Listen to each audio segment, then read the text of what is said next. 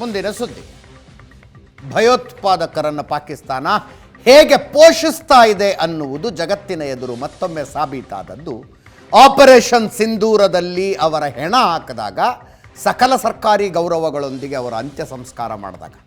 ಅವರ ಅಂತ್ಯ ಸಂಸ್ಕಾರ ಮಾಡಲಾಯಿತು. ಸ್ಪೆಷಲಿ ಮೌಲಾನಾ ಮಸೂದ್ ಅಜರ್ನ ಕುಟುಂಬದ 14 ಜನ ಏನು ಸತ್ತು ಹೋದ್ರು ಆಗ. ಈಗ ನೋಡಿದ್ರೆ ಒಬ್ಬೊಬ್ಬರ ಸಾವಿಗೂ 1 ಕೋಟಿ ರೂಪಾಯಿ ಅಂತೆ, ಪಾಕಿಸ್ತಾನ್ ರುಪೀಸ್ 1 ಕೋಟಿ ಅಂತೆ, 14 ಕೋಟಿ ರೂಪಾಯಿಗಳನ್ನು ಮೌಲಾನಾ ಮಸೂದ್ ಅಜರ್ಗೆ ಕಂಪನ್ಸೇಷನ್ ಆಗಿ, ಪರಿಹಾರವಾಗಿ ಕೊಟ್ಟಿದೆ ಪಾಕಿಸ್ತಾನ.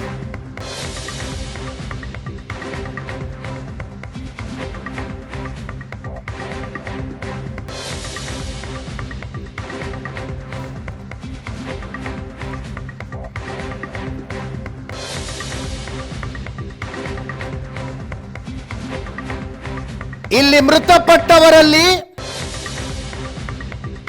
ಒಬ್ಬ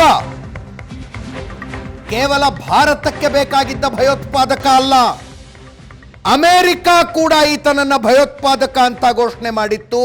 ಅಬ್ದುಲ್ ರೌಫ್ ಅಜರ್, ಆತನು ಸತ್ತು ಹೋಗಿದ್ದಾನೆ. ಮೌಲಾನಾ ಮಸೂದ್ ಅಜರ್ನ ಬ್ರದರ್.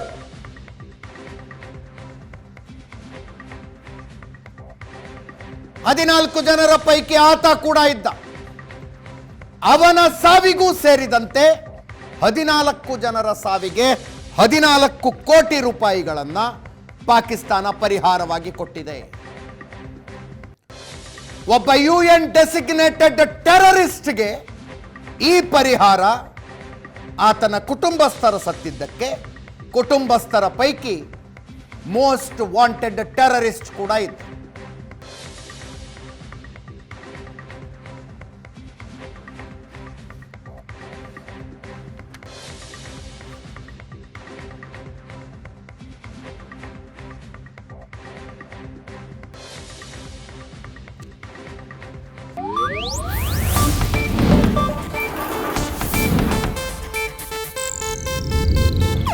ಇದು ಏಷ್ಯಾನೆಟ್ ನ್ಯೂಸ್ ನೆಟ್ವರ್ಕ್ ಪ್ರಸ್ತುತಿ.